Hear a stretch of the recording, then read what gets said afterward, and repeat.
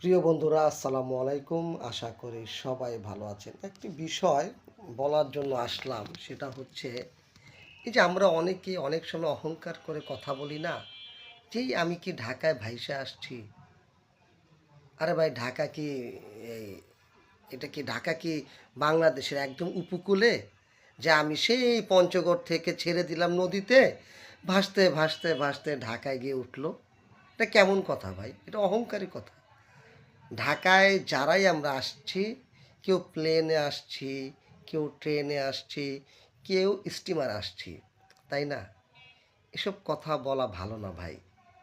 এটা অহংকারী কথাবার্তায়, যাদের অহংকার তারা এসব কথা বলে। তো আশা করবো আমরা এসব অহংকারী কথা থেকে দূরে থাকব। আর অহংকারীকে আল্লাহ তাআলা পছন্দ করে না, কেউ পছন্দ করে না। আমরা সবাই ভালো থাকবো, কথাবার্তা বুঝে শুনে বলবো। আল্লাহ হাফেজ বন্ধুরা।